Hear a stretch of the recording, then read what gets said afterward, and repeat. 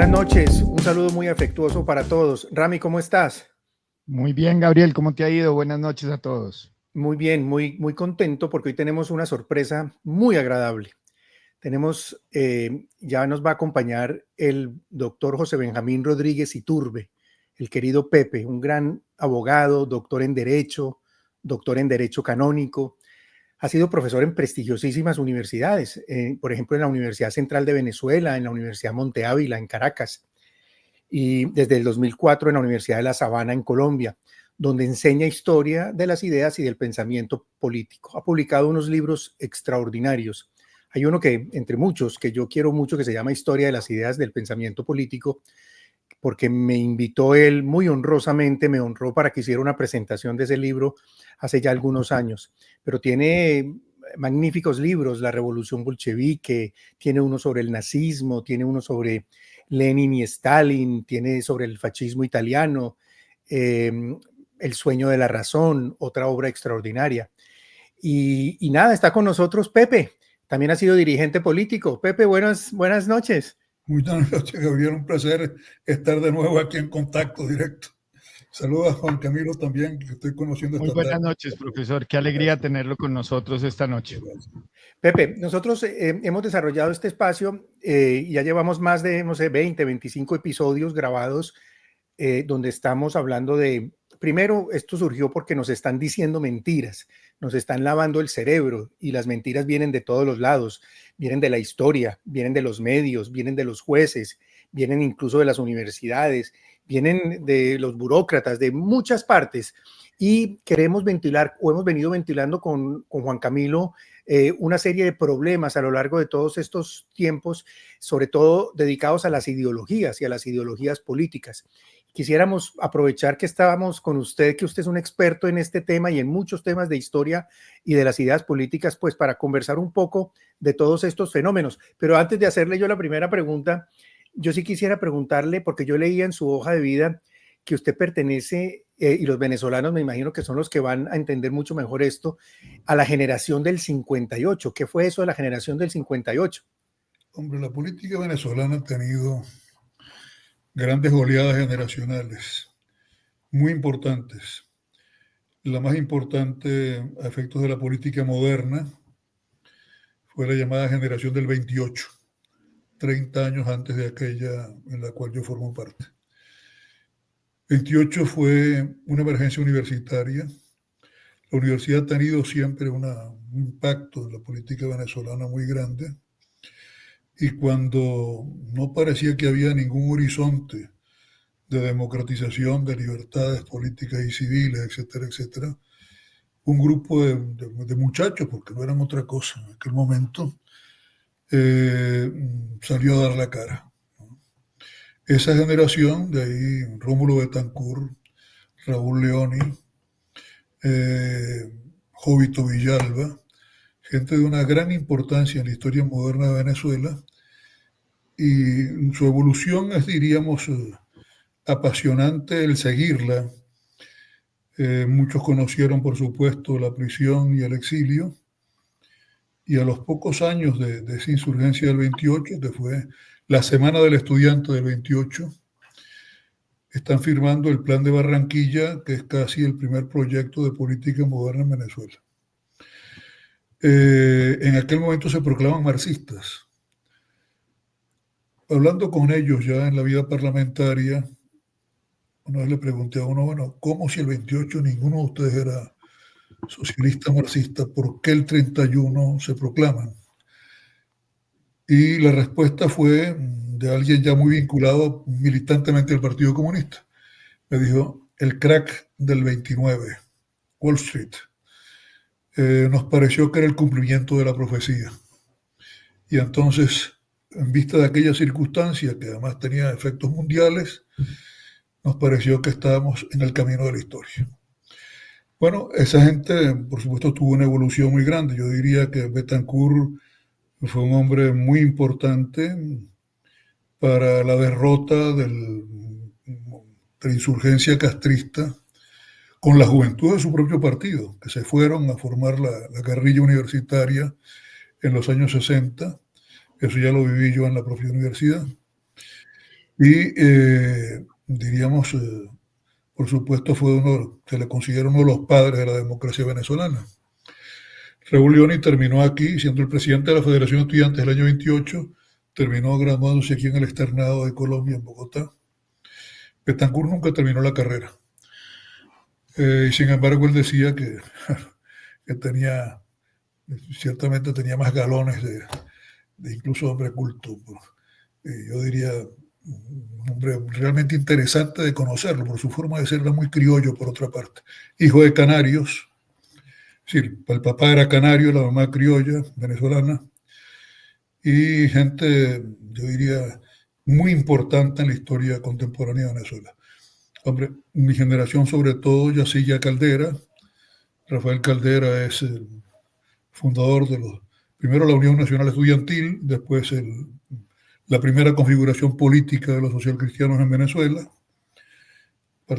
Todos esos partidos quizás hoy están, después de esta hecatombe que sufre Venezuela, prácticamente no existen.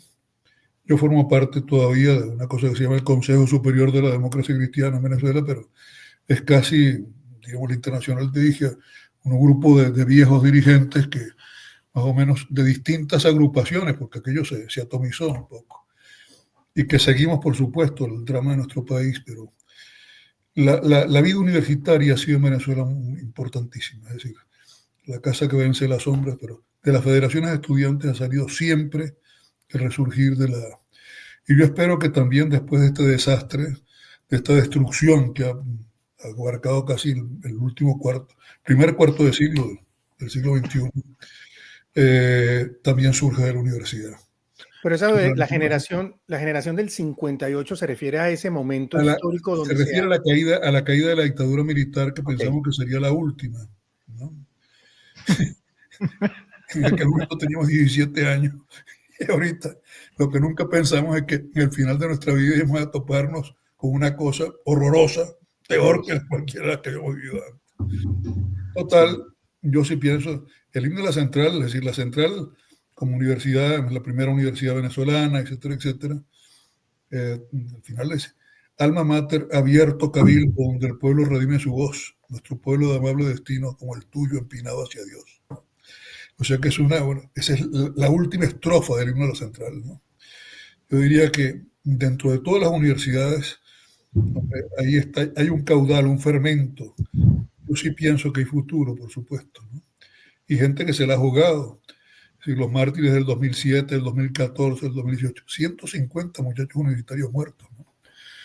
Es decir, que salieron sin más, es decir, por una libertad que nunca conocieron, porque hay gente que tenía 17 años de edad promedio cuando salieron a pelear a pedir libertad contra Chávez y contra Maduro. Entonces, hay un librito que se nos ha mandado que dice, si cito a Pío Gil es uno que vivió el comienzo del siglo con Castro, Cipriano Castro y Juan Vicente Gómez, y tiene una frase, digamos, esperanzadora, dice, a los nuevos e incontaminados, el saludo de los que quizás no vivirán para verlos, pero que sí supieron presentirlos. Bueno, lo que ya tenemos canas, pasamos de los 80, un poco la esperanza que tenemos es en esa gente, que si tuvo el coraje de salir, te digo, con escudos de cartón a pelear con la Guardia Nacional, a dar un testimonio, a jugarse la vida, porque se la jugaron, ¿no? Y que forman parte ahorita del elenco de los mártires de la universidad, por supuesto, ¿no? Claro. Esto uno dice, caramba, hay un liderazgo que eso no lo supo entender, ¿no? El viejo liderazgo político ahorita está sustituido por María Corina Machado. El pueblo tiene intuiciones. En esas primarias de la oposición, el 92% votó por María Corina, ¿no? Increíble. Primera vez en la historia que una mujer ejerce liderazgo nacional de esa manera, ¿no? Y después el 70 y tantos por ciento vota, como ella no la dejaron ser candidato, por Edmundo González, a quien conozco, que es un hombre bueno, pero el liderazgo lo tiene María Corina, por supuesto.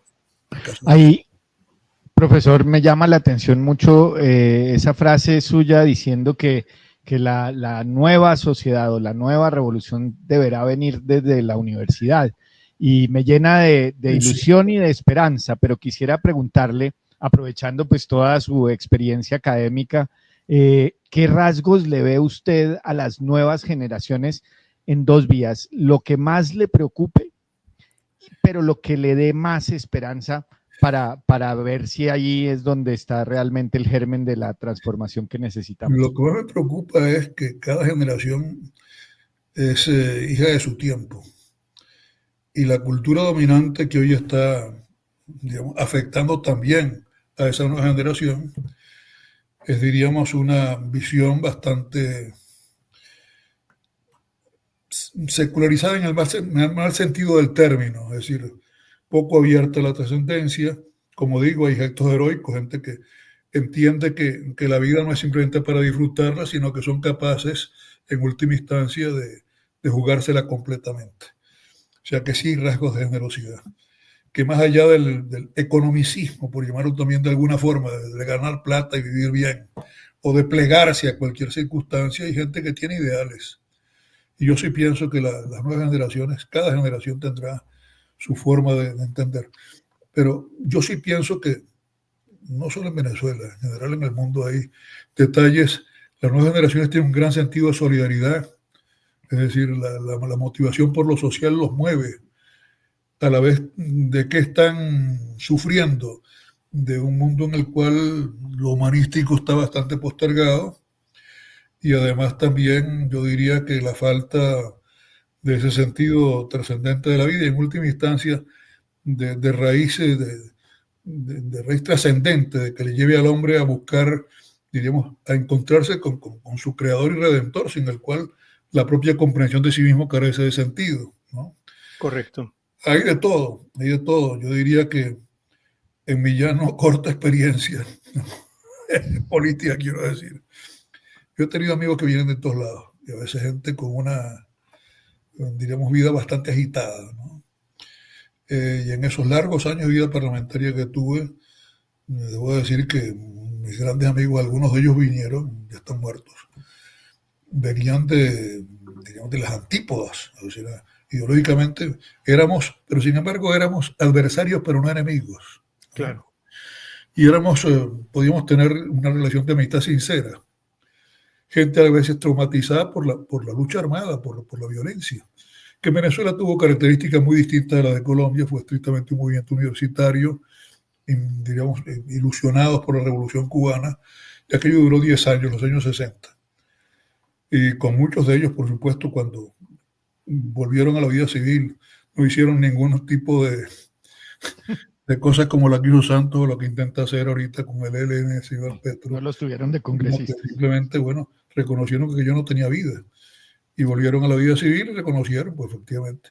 Pero era gente que en última instancia, muchos de ellos, como digo, ya han fallecido, con lo cual uno podía perfectamente dialogar, incluso manifestar la contradicción de pensamiento.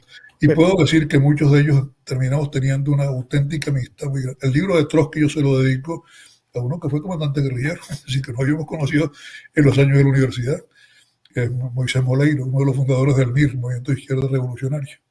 Hace poco Agustín Laje en España da un discurso, como ante mucha gente, o alguna periodista le pregunta y explica un poco lo que usted está diciendo, y es que dice él, desafortunadamente hoy la izquierda ya no es adversaria, sino enemiga, que es un poco el mismo planteamiento, porque ya ellos dieron como ese rompimiento. Es decir, que ese mundo que nosotros conocimos, como también la izquierda tenía un origen universitario, ¿no? Claro. Y por eso digo que el mundo universitario para nosotros fue la gran escuela, la lucha por las federaciones de estudiantes, etc. Yo cumplí 19 años en Lima, 20 años en Praga, porque yo era la moto demócrata cristiana de una delegación, porque formábamos parte de todas las uniones internacionales de estudiantes. Y me tocó conocer el mundo socialista cumpliendo 20 años en Praga. Por supuesto, un mundo duro, tremendamente duro, ¿no? Pero, diríamos, aquello era otra cosa. Hoy lo que uno encuentra es una izquierda vagabunda, es decir, sí, en última instancia aliada con toda la malavita internacional, es decir, de acuerdo. Desde Cristina Kirchner en el sur, ¿no?, que está ahorita sentenciada, pasando por Lula y el Lavallato, hasta por la alianza con el narcotráfico, el tráfico de armas o el tráfico de personas, una cosa dantesca, ¿no? Ahora, el caso de España actualmente, es decir, es impresentable el caso del PSOE. Hombre, yo conozco a Felipe González, ¿no? Y Felipe González, por supuesto, que un hombre encantador en cuanto al diálogo político, al debate, tiene una gran simpatía personal. Pero Felipe no es este Sánchez que está ahorita mandando allá. O sea, que en el caso de España, es decir, Dios quiera que la madre patria encuentre un cauce, pero además se resiste, porque además se pegan al poder. Así es. Sánchez no quiere salir. Es una degradación de la cultura política, pero además no les importa incluso todos los escándalos habidos y por haber, ¿no? Son arrogantes, perversos. Descarados. Sí. Es decir, casi hacen, yo diría, exhibición. Como alarde. Hacen alarde. Pepe, pero por el lado, a ver, pero yo digamos que mi argumento va también que yo sí estoy viendo un despertar de las nuevas generaciones. Lo vi aquí en Estados Unidos desde el 2016, cuando con el tema de Hillary, que todos dábamos como un hecho que Hillary Clinton iba a ganar, y comienza la juventud a movilizarse, pero mucho más evidente en las pasadas elecciones, que comienza no solo la juventud, sino el voto latino, y comienza una cantidad como de manifestaciones de que la gente está, y a eso iba un poco como mi pregunta, hay un límite, hay un precipicio, como que la gente hasta que no está en el precipicio no despierta, que de pronto es lo que pasa en Colombia o que está empezando a suceder en Colombia. Mira, yo no soy experto en los Estados Unidos. Mi hermano Ignacio, que ya falleció, fue 20 años profesor en Princeton, 7 años en MIT, era un científico muy conocido, etcétera, etcétera. Todos mis hermanos, los que son científicos, han tenido siempre en contacto con el mundo americano muy intenso. Pero la impresión que yo tengo es que en el mundo gringo fue una siembra a largo plazo.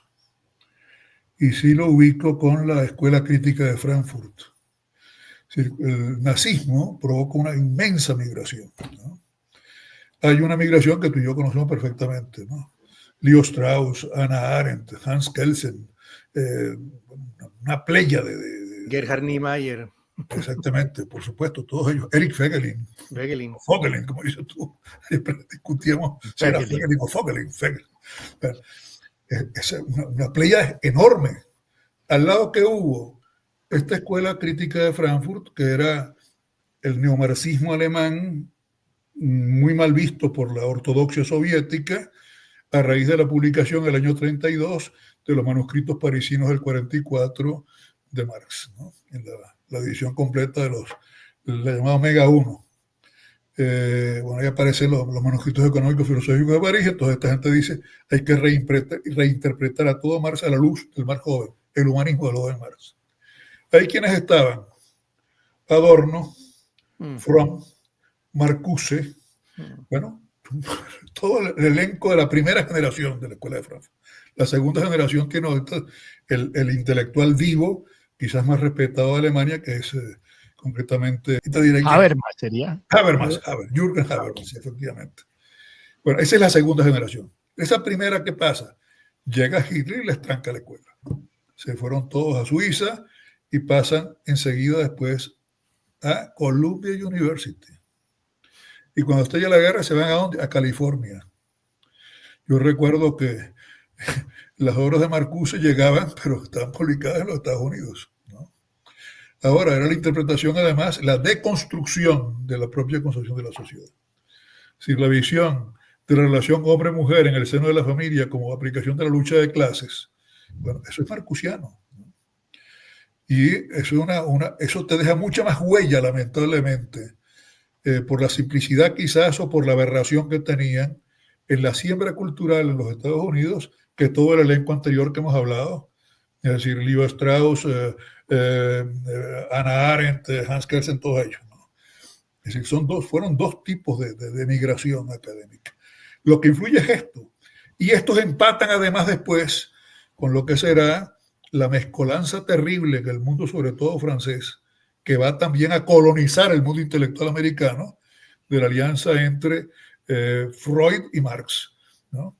Y ahí te encontrarás tú a Foucault, encontrarás todo Lacan, toda esta gente que en última instancia pretende dar una visión muy pintoresca. Es decir, Foucault no es que tenga una línea recta, ni mucho menos, sino que va rotando de un lado a otro, pero con, diríamos, existencia personal nada recomendable en algunos casos, que se refleja también en todas sus visiones. Es público y notorio, además. el conocimiento en la biografía de cada uno de ellos. ¿Hasta llegar a qué? A lo que estamos ahorita, Gabriel, que es concretamente esta especie digamos, de deconstrucción total, de Derrida, etcétera, etcétera. ¿Terminan en qué? Van a terminar en una cosa tremenda, que es la extrema afirmación de que ellos van a llevar justamente el pensamiento liberal individualista, diríamos rusoniano en su origen, a los extremos, ¿no? Casi hasta el anarquismo, Laclau, en este momento.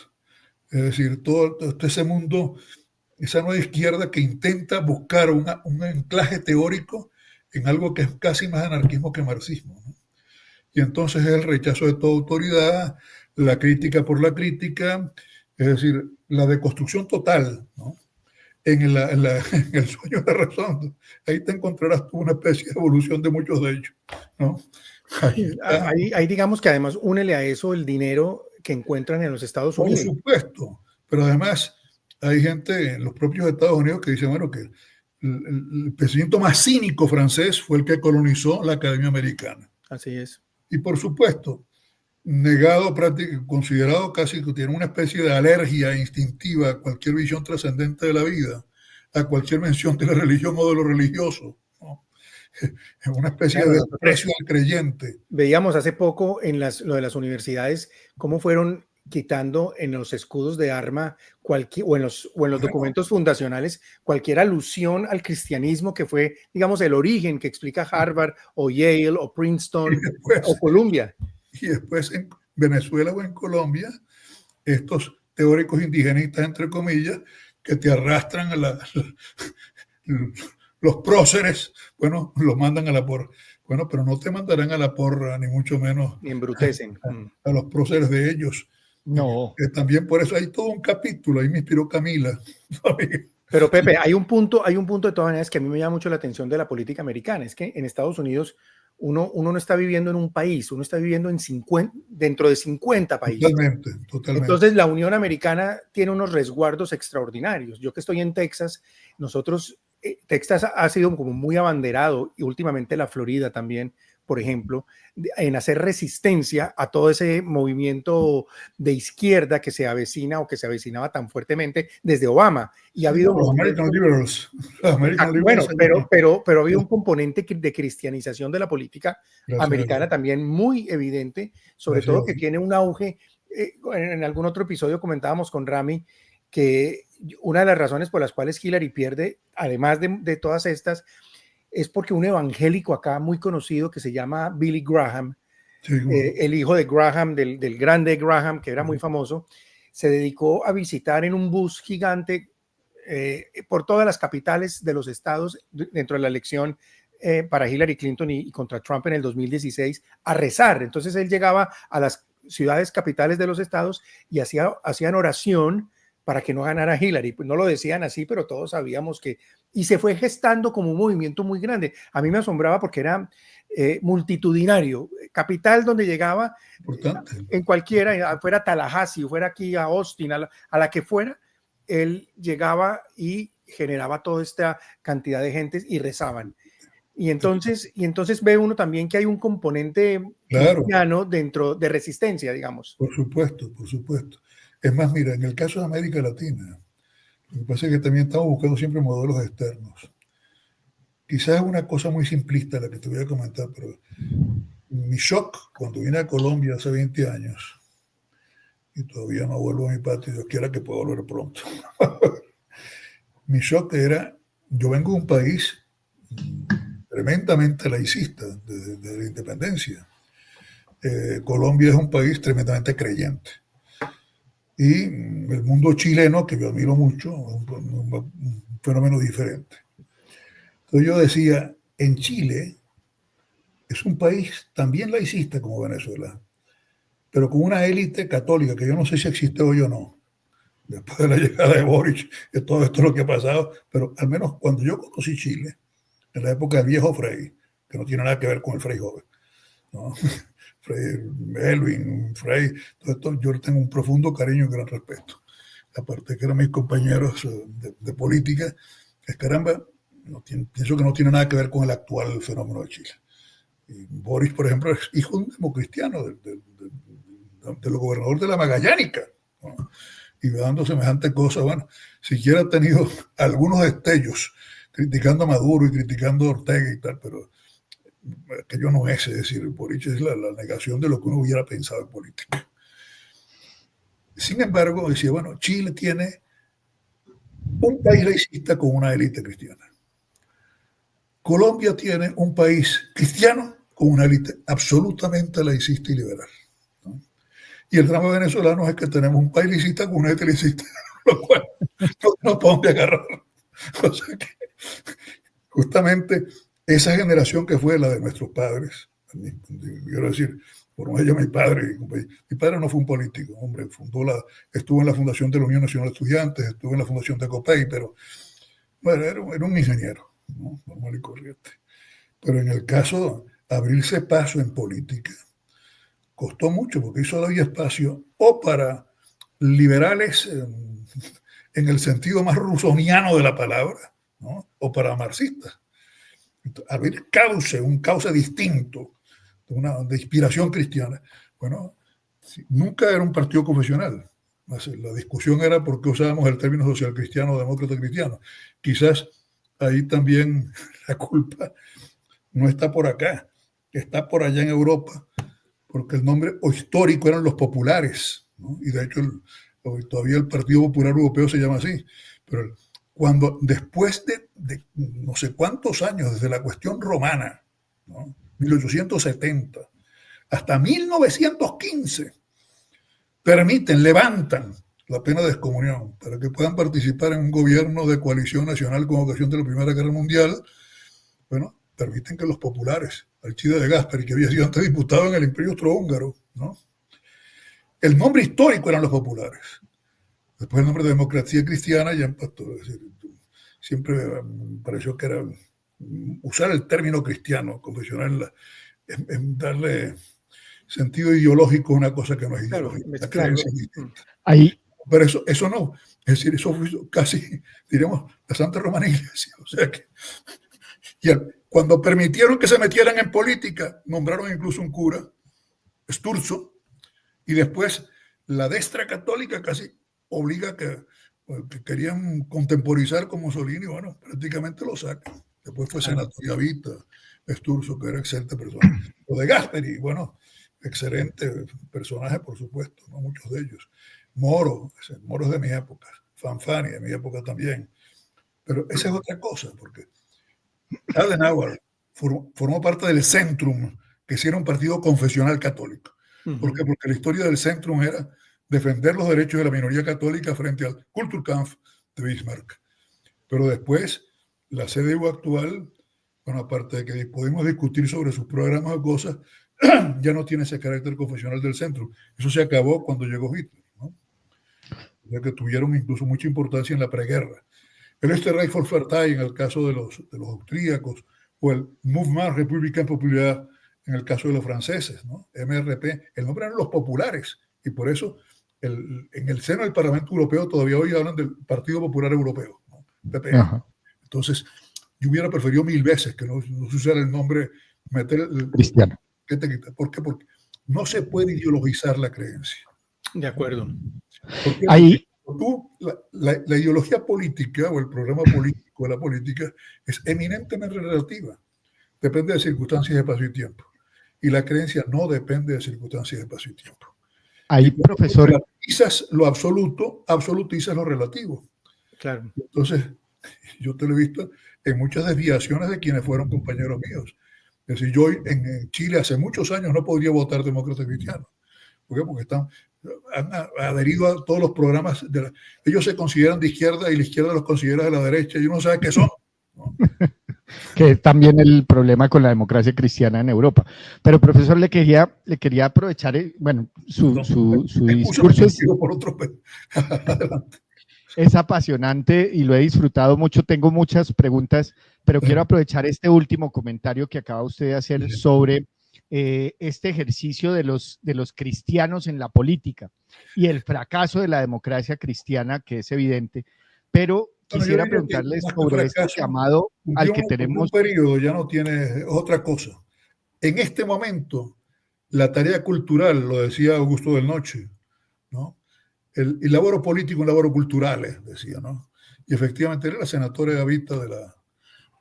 senadora de la democracia cristiana, aunque nunca fue militante propiamente, pero tiene cosas interesantísimas del Noche, ¿no? De intentar comprender el fenómeno propiamente político histórico. Entonces, yo diría que lo político y la política ahorita se están repensando, ¿no? Son nuevas formas de participación, de organización de la sociedad civil, ya el esquema muy leninista de los partidos, ¿no? Vertical, etcétera, etcétera. Eso ha crujido incluso en la izquierda. Ahorita es el horizontalismo que intentan adecuarse después de la caída del muro de Berlín con el Foro de San Pablo y después con el Grupo de Puebla. Entonces van buscando esa especie de, prácticamente yo diría, de manifestación muy pluriforme de estructuras sociales, pero que no tienen una especie de verticalismo tan rígido como tenían en la antigua política, la política que al menos en mi época se vivió. Ahorita yo no sé. Y entonces, ¿cómo atenderíamos el llamado a la evangelización de la política que es propio de los laicos que están metidos en el quehacer político? ¿Cómo debería ser ese ejercicio de la evangelización de la política? Sobre todo, sí, hombre, eso de laboro político y laboro cultural, la tarea cultural es básicamente recuperar frente a un relativismo espantoso, ¿no? Y una secularización aplastante también, recuperar el sentido cristiano de la vida, pero eso es prepolítico y extrapolítico. Claro, si y en la política, hay una labor entonces, de evangelización, como debe ser, lo que decíamos ahorita, cuando se relativiza lo absoluto, se absolutiza lo relativo. Hay gente que ha terminado considerando el cristianismo como una ideología. Y la verdad cristiana es una persona que es Cristo, en última instancia. Yo soy el camino, la verdad y la vida, ¿no? Entonces, no se puede relativizar, es decir, uno no puede decir que es cristiano en teoría, al igual que los que dicen que son marxistas en teoría, pero no en la práctica, no. Supone un encuentro con Cristo. Ahora, esa evangelización, me parece que supone mucho más esa conversión personal de cada uno, que además que tiene que durar durante toda la vida. Y de ahí surgirá la gente que tenga la vocación por lo público, el descubrimiento de lo político, darle un sentido ya compatible, sabiendo que no es algo confesional. ¿Por qué? Porque no es el grupito de los buenos contra el grupito de los malos, sino que se trata justamente de sembrar el bien, ¿no? Y de sembrarlo, diríamos, con una visión compatible según las circunstancias de espacio y tiempo para las personas de cualquier época. Es decir, cuando uno lee a San Pablo es actual. ¿Por qué? Porque lo leemos con los ojos nuestros, de nuestro tiempo, ¿no? Pero es un mensaje permanente, porque ahí está la palabra de Dios también. Y era el apóstol de las gentes. O sea que lo que tú planteas es un poco, en el plano cultural, totalmente. Tener la experiencia cristiana es vital, es fundamental, claro. La conversión real, que de allí debe surgir o brotar, como sobre todo que el cristianismo no es una ideología.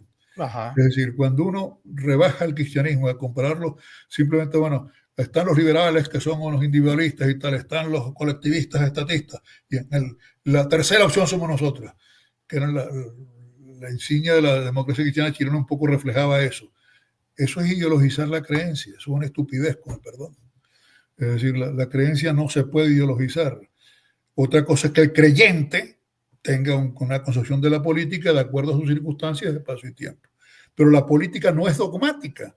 Entonces, porque claro, depende de circunstancias de espacio y tiempo. No es el partido católico o el partido cristiano el que hay que crear, sino que donde tú te quieras, digamos, la formulación que tú quieras tener en la vida de la política, lo haces desde tu propia conversión como católico, como cristiano. Exactamente. El problema hoy en día con la pienso que hay gente que influye muchísimo. Es decir, yo te diría, por ejemplo, de qué manera lo que Ratzinger ha escrito sobre el mundo político y sobre la economía lo puede aplicar cualquiera en una militancia que puede ser la misma que tenga yo o la que tenga otro en su propia estructura de participación social y política. Ratzinger decía, caramba, lo que no se puede hacer es pensar que concretamente el cambio de las estructuras va a modificar cualitativamente el ser humano, ¿no? Claro, la gente tiene que enamorarse de Dios primero y conocerlo. Claro. Pero justamente el individuo transformado es el que puede transformar las estructuras, transformarlas coherentemente según una concepción cristiana de la vida, ¿no? Pero si no, es decir, si no, el riesgo de ideologizar la creencia está patente. Lo vemos en la teología de la liberación, lo vemos en gente que termina viendo, bueno, ¿cuál es la sal del mundo? Resulta que el mundo es la sal de la iglesia, termina destrozando la iglesia, ¿no? De acuerdo. Dami, tú ibas a decir algo.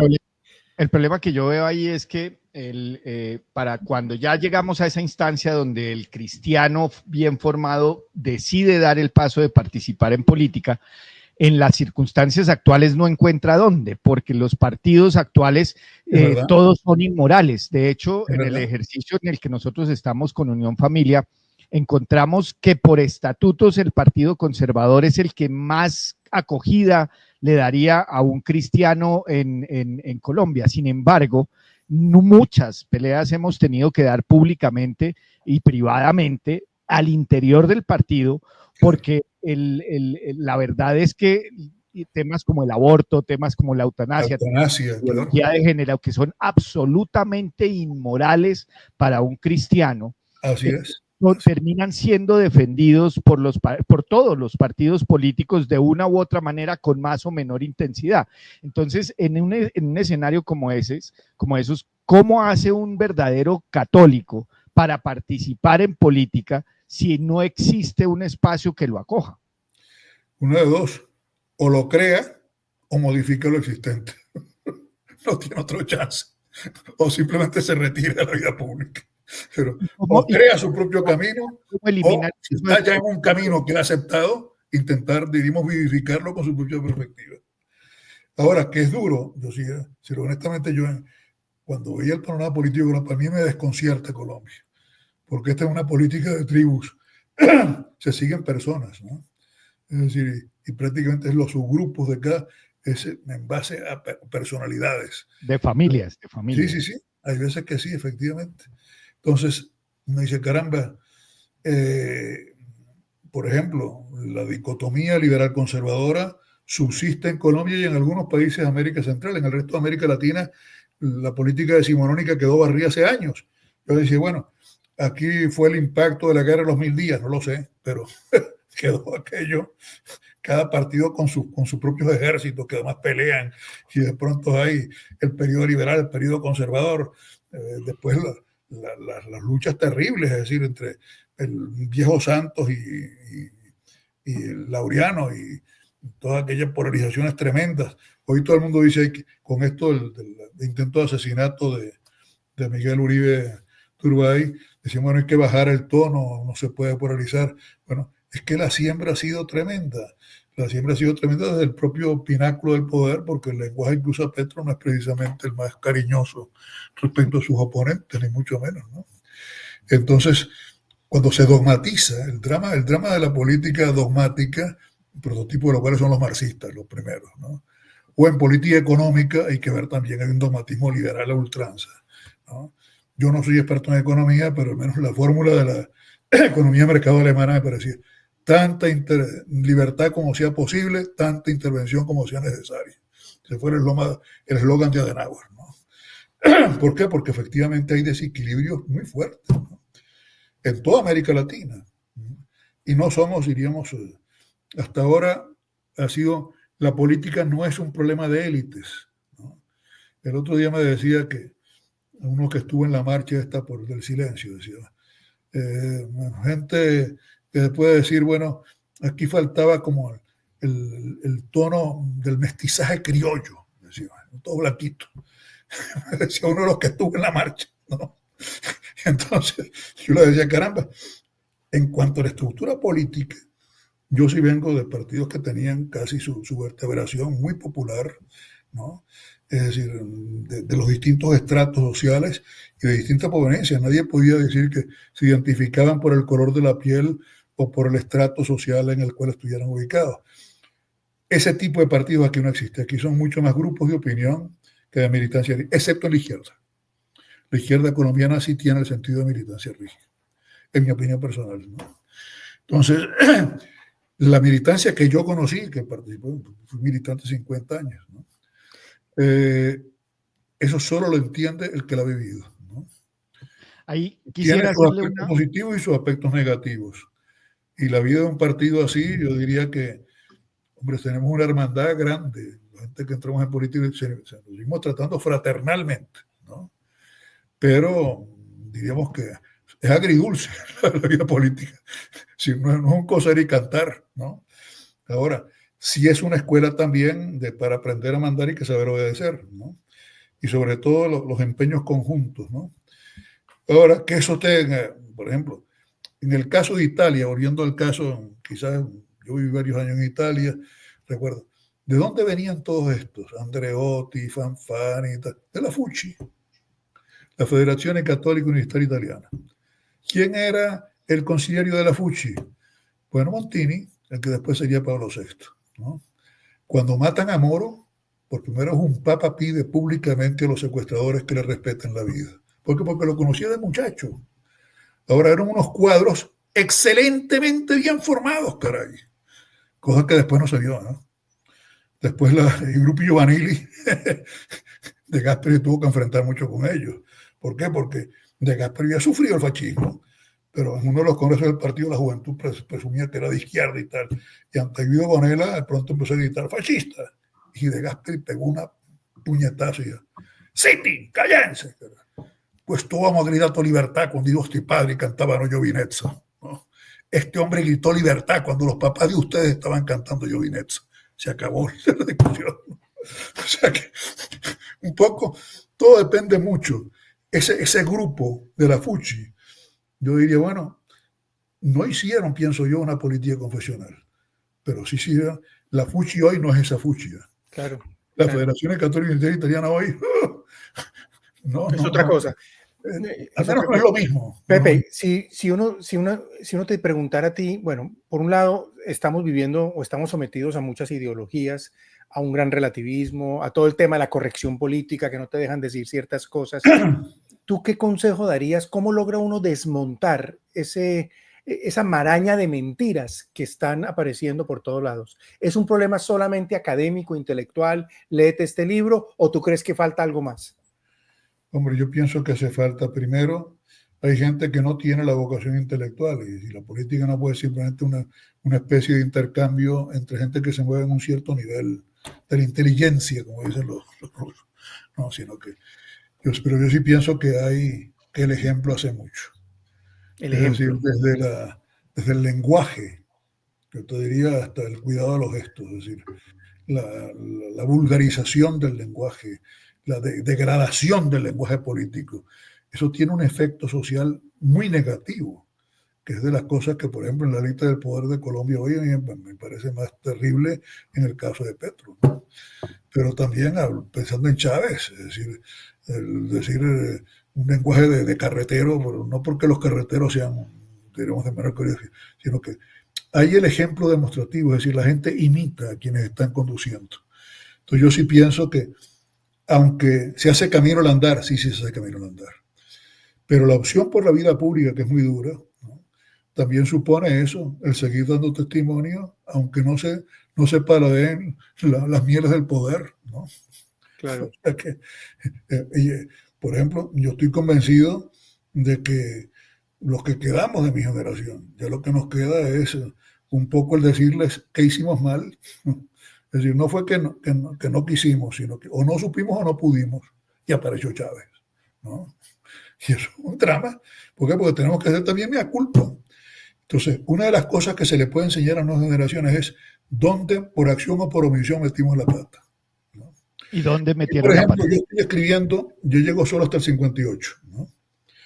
Tengo 3 libros ya publicados, uno sobre Bolívar, que llega hasta el final de la independencia, donde aquí en Colombia no hay todavía ese movimiento de revisión histórica, ¿no? En Venezuela sí, y se inicia académicamente el año 69, o sea, mucho antes de Chávez, ¿no? Y lo inicia una élite que en aquel momento era marxista, ya hoy no lo son, ¿no? De grandes historiadores. Es decir, los próceres de la independencia no son semidioses, ¿no? O sea, que no tengamos temor a encontrarnos con que metieron la pata y cuáles fueron sus errores. Claro. Y entonces, eso es un proceso de revisión histórica interesantísimo en la Argentina, por ejemplo. También en Chile. En Colombia no se da. Colombia todavía algunos profesores de la Universidad Nacional y no sé exactamente por dónde van. pero en cambio, yo escribí un libro sobre el Libertador que voy a decir si te hago llegar, que se llama Bolívar y la gestación de la patria criolla. Bueno, lo escribí en la pandemia, ¿no? Gran polémica, sobre todo para Venezuela, porque esto era pensando en Venezuela. Efectivamente, el Libertador no es un semidios, es decir, yo no puedo defender el genocidio que hizo concretamente los indómitos pastusos, ¿no? Jorge Oviedo, por ejemplo, que no puede ver el Libertador, tú lo conoces. Bueno, cuando uno ve lo que Oviedo, por el amor de Dios, bueno, Avalongo era un indio al quien fusilan con uniforme de coronel español y ya ha sido ascendido a general de brigada, ¿no? Yo no conozco ningún indio que fuera general de brigada en los ejércitos de la independencia en la vaca, ¿no? Entonces la madre patria tiene mucho que enseñarnos. El antihispanismo de Bolívar, por el amor de Dios. El otro día estaba yo en un programa de estos por Zoom, yo era el único que estaba afuera, los otros dos estaban adentro, dos académicos de la historia y yo. Y antes hablar bien de la colonia era una especie de sacrilegio.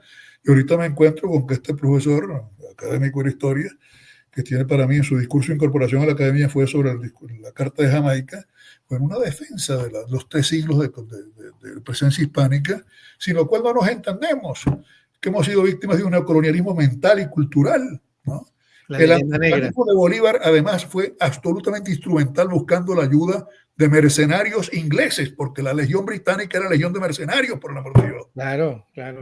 Entonces, eso allá se dice, aquí no. Entonces, ese libro no lo diste con la sabana, ese libro lo diste ya. Pero Pepe, eso pasa con todo. Piensa tú en la Ilustración o piensa tú por supuesto en la Revolución el libro Francesa. Ese, mira, Gabriel, en El sueño de la razón, esa parte está inspirada por Camila. Dice, ¿usted ha visto el racismo de estos ilustrados? Y yo, ¿cómo va a ser, Camila? Sí. Bueno, comenzamos por Kant, seguimos por Jung, Voltaire, increíble. Hegel. Bueno, partidarios del racismo más aberrante, caray. Cuando uno lee, ahí están los textos. Eso es como esta gente que eran la nueva iconografía del pensamiento ilustrado. Que son adorados por la élite intelectual de hoy. De desprecio absoluto. Total. Bueno, a todo lo que significara, diríamos, la mezcla de sangre. Entonces uno dice, caramba, la revisión histórica es clave. Feigelin dice justamente, toda concepción de la política es en el fondo una concepción sobre la historia. De acuerdo. Y eso es verdad, eso es verdad. Entonces, uno o hace la historia o se la hacen, ¿no?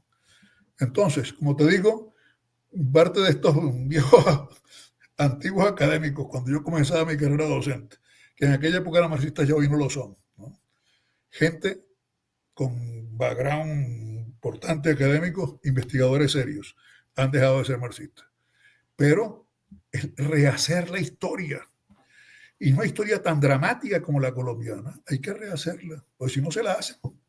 ¿Y se la hacen quién? Los que tienen ideología, los que adaptan la interpretación del tiempo al corsé de su claro, forma de pensar. Acomodan la historia. Entonces, por ejemplo, el 19 nuestro, que es dramático, yo tengo después el Bolívar, que termina el año 30, bueno, pobre Libertador, me da una inmensa lástima, pero no puede ser, es decir, tiene cosas, sin lugar a dudas, más ilustradas, es decir, Bolívar es un autodidacta, pero tiene sus méritos, sin lugar a dudas que los tiene, pero no en el antihispanismo, por el amor de Dios, ¿no? Tendrá otras cosas, pero el Libertador tenía la obsesión de su propia gloria, ¿no? Cualquier cosa menos esa, ¿no? Entonces, bueno, que el respeto al padre de la patria, sí, como lo profundo respeto, pero sabiendo que no es un dios, ¿eh? Que tuvo muchos defectos, ¿no? Desde la matanza que hubo en los bóvedas de La Guaira hasta el asesinato, no fue directamente él, pero no criticó la matanza de los capuchinos en las misiones del Caroní, hasta después, en el caso del Congreso de Angostura y en el Congreso de Cúcuta del año 21, la falacia de una república oligárquica, tema de la esclavitud, se declara abolida de derecho, pero no de hecho. Entonces dice, pero hay que tener cara para decir estas cosas y al menos tolerarla, ¿no? Entonces, bueno, el sur, toda la campaña. A mí Bolívar me da en el fondo una tremenda lástima. Pobrecito, queda huérfano muy pequeño, lo educa un loquito que se llamaba Simón Rodríguez. Sí, Simón Rodríguez estaba loco de remate, ¿no? Se hace llamar, se quita, pelea con su padre y se quita el Carreño.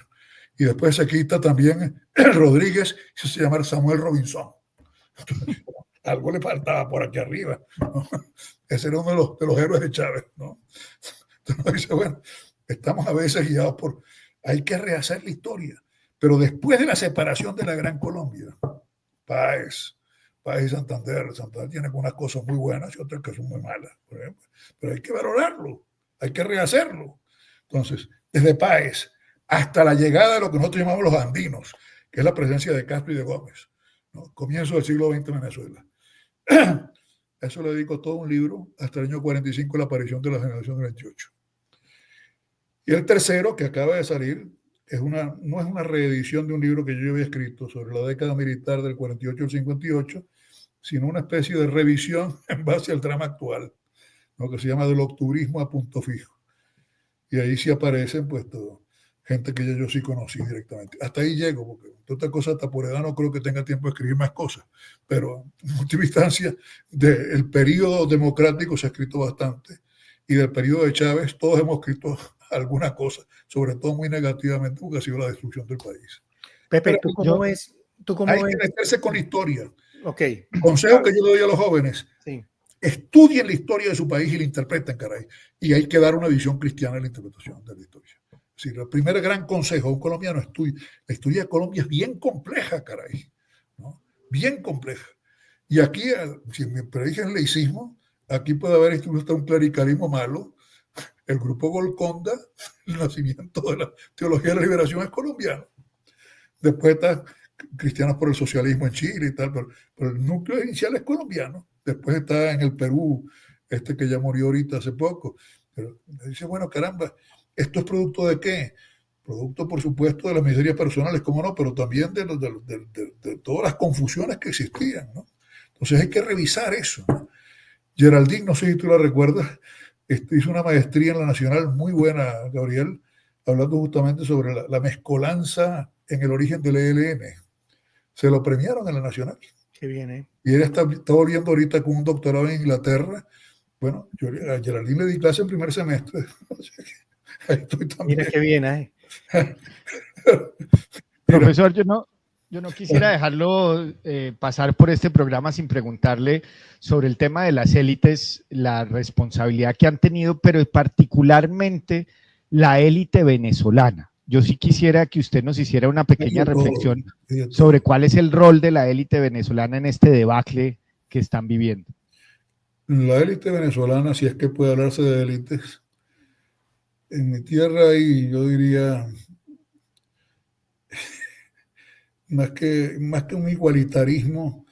Desde la guerra federal hay un sentido mucho más igualitario, ciertamente, que el que puede existir en la sociedad colombiana, me parece a mí, ¿no? Y las diferencias eran mucho menores, las diferencias incluso de distintos estratos, que las que uno puede ver en Colombia todavía hoy. Pero yo sí pienso que el drama de las élites fue que pensamos que el bienestar era eterno, y no solo fue el problema de la élite política, fue de la élite cultural, de la élite económica y de la élite social. Pensaron que podían en un momento dado, que Chávez era un parvenu, que podían completamente manejar ellos, y resulta que los destrozó a todos y destrozó el país. La crisis con Carlos Andrés Pérez, a quien yo critiqué mucho, después lo fui a visitar cuando estaba preso, que es distinto, pero Carlos Andrés no odiaba, mientras que el 4 de febrero es una fecha trágica en la historia, porque era de nuevo meter el drama nuestro, el militarismo tradicional de Venezuela, meterlo. Y hubo gente que pensó que para eliminar los partidos que ya habían cumplido una función rectora, ellos iban a encontrar a este sujeto de gritón, de muy criollo en alguna forma de ser, con una cierta capacidad de liderazgo, pero que ellos le iban a manejar. Y no fue así. Lo manejó Fidel. Claro. Y al manejarlo Fidel, la crisis de gobierno se transformó en una crisis de sistema, y ya fue peor entonces la cosa, ¿no? Que ese es el gran riesgo que tenemos en Colombia también, con que Petro le dé por perpetuarse. Yo quiera que no, pero yo sí pienso que su intento de jugar al caos, efectivamente es que piensa que si no hay el caos, efectivamente se le acaba, perdió el tiempo de su gobierno, medio de escándalos uno tras otro, y que el año próximo ya hay elecciones, ¿no? No, este candidato, Dios quiera que sobreviva, parece que está muy mal en este momento, pero todavía está vivo aquí en la Clínica Santa Fe. Miguel Uribe, si sobrevive, gana las elecciones ya con el atentado. Te digo yo, mi opinión personal, visto desde fuera. Porque es impresionante, Gabriel, la multitud que está fuera de la Santa Fe rezando el rosario. A eso iba también, Pepe. Es que eso es impresionante. Pepe. ¿No? Pero tú dices, esta es la raíz católica de este país. Claro, por eso yo te mencionaba la raíz cristiana de los Estados Unidos, evangélica, claro, que hizo y deshizo en el 2016 y en el 2024. Y le decía a Rami en otro episodio exactamente lo mismo, lo que me impactó a mí ver lo que tú estás contando, la gente rezando el rosario en la Santa Fe. Abiertamente. Es decir, es conmovedor. Claro. Es conmovedor, ¿no? Y que concretamente que el mejor cirujano de Colombia diga que él se encomendó a San Charbel, porque es de origen libanés, para que dirija su mano con la operación. Caramba, yo te digo, eso impacta incluso a la gente más agnóstica de este país, ¿no? Pepe, ahí está la respuesta. La respuesta es, hay que regresar a Dios. Esa es Así la única respuesta. Es la única respuesta posible. Ya de ahí a cómo lo articulamos desde el punto de vista político, para no ideologizar la política, era lo que tú planteabas. Hay que volver. Es otro problema, pero el primer problema es que Voegelin también lo planteaba. Él decía, primero conozcámonos, arreglemos el mundo desordenado de nuestra propia alma, y después actuamos en la vida política. El gnosticismo de Voegelin. Por cierto, Gabriel, que tengo el último librito que he sacado, que me lo sacó la Sabana, aquí lo tengo. Vamos a ver cuánto lo voy a llegar. No lo pude presentar porque estaba hospitalizado en la Santa Fe, con una bronquitis viral. El poder y sus sombras. Qué belleza. Filosofía política en tiempos de crisis. Excelente. El nudo de este son 3 ensayos. Hannah Arendt, Eric Voegelin y Ernest Nolte. Ernest Nolte. Nolte hay que leerlo a Nolte. Es decir, los 3 son alemanes, por cierto, una cosa asombrosa, pero es importante. Ahora, consejo para los jóvenes que se meten, es historia. Métanse en historia. Es decir, sea cual sea la carrera que tengan, la especialidad, historia. Es decir, busquen la historia, ¿no? Historia con criterio, por supuesto, ¿no? Pero saber qué es la historia es que es clave. Es clave porque si no, te digo, no, somos los niños abandonados de un tiempo que no se sabe ni de dónde venimos ni a dónde vamos, ¿no? Y entonces eso no puede ser, ¿no? Ahora, ¿quién le va a dar ese rumbo? Los intelectuales. Y yo sí pienso que ahí concretamente, por eso lo decía, la esperanza en mi tierra es la universidad. Y yo pienso que aquí también debiera ser. Debiera ser, pero eso iba yo. Pepe, mi hijo, que tú conociste desde pequeño, Agustín, y que lo visitabas, ¿no? Para buscar universidad en los Estados Unidos católica, nosotros tenemos una cosa que se llama el Newman Guide. El Newman Guide es una organización que existe hace mucho tiempo que califica y le da unos estándares a las universidades que se llaman católicas en Estados Unidos, y de 200 más o menos universidades católicas que hay en este país, solamente aconseja, el año pasado por lo menos, 22 universidades. Hazme el favor. Porque las demás, ni siquiera la Universidad de Notre Dame, ni siquiera ninguna. Bueno, que eso, mira, en cualquier universidad que se llame católica de América Latina, tú tienes que decir en qué facultad y quiénes son, porque no sabes cómo es la cosa. No sabes cómo es la cosa. Entonces la elección ha sido, digamos, casi que como buscar un alfiler en un pajar y tratar de encontrarlo, porque es muy difícil. Y entonces uno dice, claro, qué bueno y qué esperanza hay que la universidad forme buenos estudiantes, pero la verdad es que es muy poco donde elegir. Rami comentaba que si su hija llega a estudiar Derecho, él no sabe más allá de 2 universidades dónde enviarla. Entonces hay una crisis de la universidad también muy, muy profunda, de la educación. Es verdad, y por eso yo te diría que yo de todas maneras pienso que allí, mira, la universidad donde yo estudié estudié con los jesuitas al comienzo, pero después termino preuniversitario en liceo público y soy producto de la Universidad Oficial Venezolana, en el Zulia primero y en la Central después. Me beca la Central Europa y estoy muy agradecido a la Central. Salimos 4 de toda una promoción, era formación de personal docente de investigación para sacar el doctorado en Europa. Y yo te diría que de todas maneras, en esa universidad, donde había de todo, por supuesto, ¿no? Había todo bicho con uña podía estar por ahí circulando. Yo personalmente estoy muy agradecido. Hombre, yo recuerdo siempre también la diversa óptica que tenían Etienne Gilson y Jacques Maritain de la Sorbonne. Los dos eran sorbonados. O sea, pero uno tenía una visión, venía del escepticismo y del protestantismo tradicional alemán, Maritain, para alemán, francés, hugonote, y además casi del marxismo, ¿no? O sea, su familia era socialista. Y después entonces se convierte, Raisa Maritain de origen ruso, ¿no?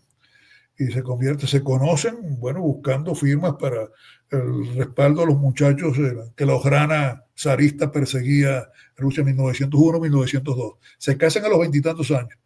De estos misterios de la historia no tuvieron hijos. Es decir, Dios sabe a quién le da el don de la paternidad y a quién no.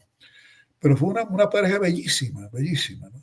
Y sin embargo yo te diría que dentro de todo, Maritain siempre decía la mala orientación de los profesores de ciencia en la Sorbonne.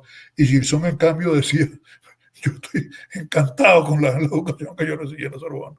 Y se dedicó a la historia de la filosofía medieval, ¿no? O sea que, prescindiendo de que no hay ahorita el marco ideal que uno quisiera, yo sí te diría que hay que orientar también a quien tenga vocación de investigación y de docencia, que no la abandone.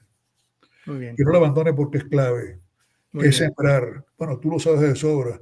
Si las satisfacciones que da el estar metido en el ambiente académico, el ver cómo va la gente saliendo y floreciendo. Tú me hablas de José Julián o de Camila.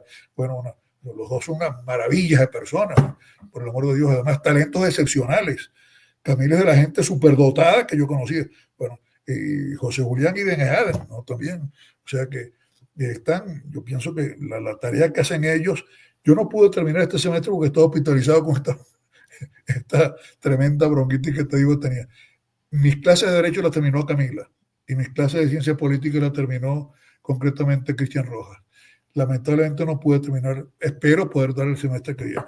Yo tengo como meta, si Dios me da vida, a llegar hasta el 2026. El 2026 cumplo 60 años de docencia universitaria. Ahí digo, chapeau, goodbye everybody. O sea que, pero esa es mi meta. Pues muy invitado a este podcast. Claro, te dedicas a hacer un podcast con nosotros. Nosotros, muy invitado. Eso sí, a partir del 2026 ya invitado permanente. Pues mira, de verdad que yo he disfrutado mucho con ustedes. A lo mejor he hecho barbaridad aquí, no lo sé. Pero o sea que dosifique lo que te he dicho. Pepe, de eso se trata. Nosotros creamos este espacio para hablar de distintas cosas coloquialmente y comentar lo que nosotros nos está preocupando, cómo vemos las cosas. Claro. Una última pregunta, porque sé que se nos está extendiendo un poco el tiempo. ¿Tú cómo ves la solución de Venezuela al tema de María Corina? ¿Qué va a pasar? Mira, María ¿Es Corina, necesaria una intervención María americana? Corina, nuestra Jeanne d'Arc, Juana de Arco, ha sido una bendición de Dios, gracias a Dios. Una mujer muy valiente, primera vez en la historia de Venezuela que el liderazgo nacional reconocido lo tiene una mujer. Frente a un liderazgo anterior, tradicional, que más o menos contemporizaba con el gobierno, esta se mantuvo siempre. La elección de las primarias de la oposición, 92%. Después la campaña que hizo, que fue heroica, realmente heroica. Hotel donde llegaba, hotel que cerraban. Restaurante donde vivía, restaurante que también le ponían una multa. Y aún así recorrió todo el país, devolvió la esperanza, ¿no? Hombre, puede tener defectos como cualquiera persona, así no se trata de idealizar tampoco. Ahora, Dios quiera, uno, que no la agarren, y dos, que sobreviva, ¿no? Pero Pepe, ¿qué hace uno cuando le roban las elecciones? Es que aquí el problema es que se las robaron y eso es evidente para todo el mundo. Sí, es verdad, y por eso es que ahorita Maduro decía, vamos a salir por las buenas o por las buenas nos vamos a quedar. Yo creo que van a salir por las malas, ¿no? Ok. Pienso que van a salir por las malas. ¿Cuándo y cómo? No lo sé. Ojalá lo supiera. Una bolita de cristal para decir esto es lo que va a acontecer en el futuro. Pero Dios quiera, te digo, tengo amigos presos, efectivamente. Juan Pablo Guanipa, que está preso, es hijo de un gran amigo mío. Ya murió el año Son 7 hermanos. Él viudo porque se le ha muerto la mujer de cáncer un año antes, con 5 hijos. El resto de los hijos lo está cuidando el mayor. Y Juan Pablo es muy valiente, muy valiente, ¿no?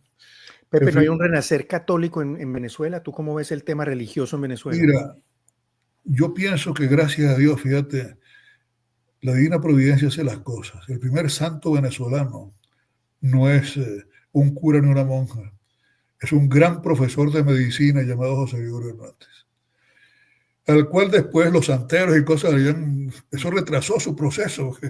Decían que José Gregorio operaba. Bueno, José Gregorio fue el médico de la familia materna mía de comienzos del siglo con la pandemia española.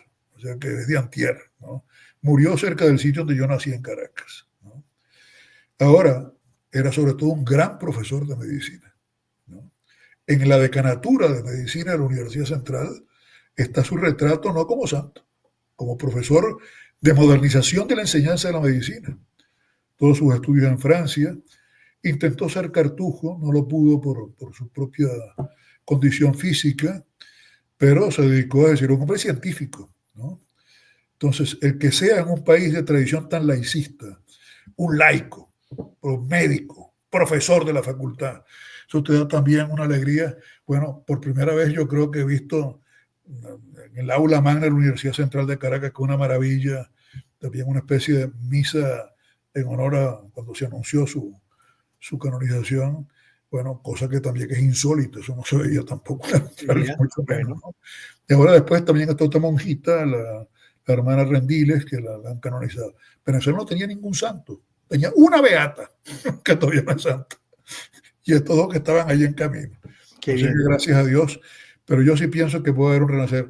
Mira, yo te puedo comentar que Venezuela tenía desde 1870 una dictadura liberal masónica. No había ningún obispo en el territorio nacional. Es que son muy distintas las historias entre Colombia y Venezuela. No había ningún seminario. Yo recuerdo a mi abuelo paterno decirme, mira, hijo, los curas, con todas sus virtudes o sus defectos, se ordenaban en las Antillas con el mínimo de latín para poder celebrar misa, ¿no? Increíble. Es tremendo. Yo conocí todavía la época en la cual había un seminario interdiocesano, el SIC, Seminario Interdiocesano de Caracas, para que todas las diócesis mandaran, cuando al final se pudieron medio reconstituir las diócesis. Pero estoy hablando de los años 30 y 40, ¿no? Yo nazco en 40, ¿no? O sea que voy a cumplir 85 años ahorita.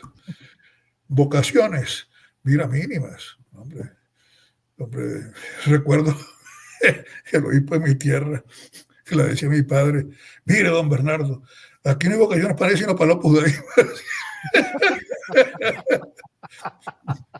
Mi padre fue de los Opus Dei también, padre de 10 criaturas. O sea que yo, por supuesto, fui el primero que fui de la obra.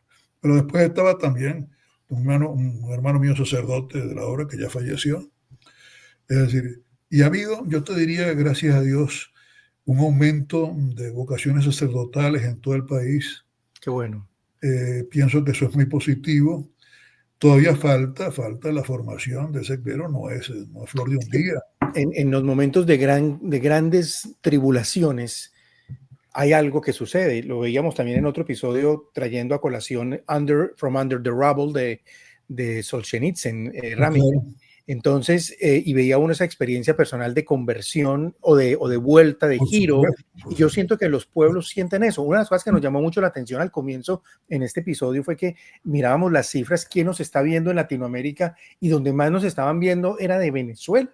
Era increíble la cantidad de personas que nos veían de Venezuela. De manera que es posible que Venezuela esté ansioso. Pienso que sí, y pienso que además va a haber un cambio espiritual, más, no solo el cambio político, porque ya lo dieron. Por supuesto. Es el cambio cultural. Esta gente, mira, no solo cambió el escudo, cambió la bandera. De casualidad no cambió el himno, ¿no? O sea, ha hecho de todo lo debido por haber, ¿no? Pero además ha deformado toda la historia. Pretende llamar al Ávila histórico, que decía Caracas, Guaraíra, Repano, por el amor de Dios. La avenida, una de las autopistas centrales de Caracas, que es la Francisco Fajardo, como fue un colonia de la colonia, Cacique Guacaipuro, nadie la llama así, la llaman ellos así. Además, Francisco Fajardo era mestizo, porque su madre era india, caray. Por eso es que tienen el complejo metido aquí en la cabeza, ¿no? ¿Por qué nos merecimos a estos regímenes, Pepe? La falta de fe. Sí. Mira, yo pienso que sí, en buena parte, quizás, y sobre todo en el caso venezolano, porque nos acostumbramos a un materialismo que era, es decir, está barato, que decíamos nosotros, está barato, dame dos, ¿no? Que era prácticamente, tenemos un país riquísimo, las estrellas de la tierra, esto, viva la patria, aquí vamos a gozar, bueno, tenemos ya 25 años de penitencia, vamos a ver si pasamos esto Es poco. la penitencia. Carajo, es la penitencia y sí, hay unos que duran 100 años o más. Bueno, el caso de Cuba, yo tengo muchos amigos cubanos y realmente la solidaridad que yo daba al exilio cubano nunca pensé que ellos también han sido muy solidarios con nosotros después. Pero el caso de Cuba, que sí lo he seguido muy de cerca y lo conozco de cerca, yo estaba en La Habana. La última vez que estuve fue con Juan Pablo II.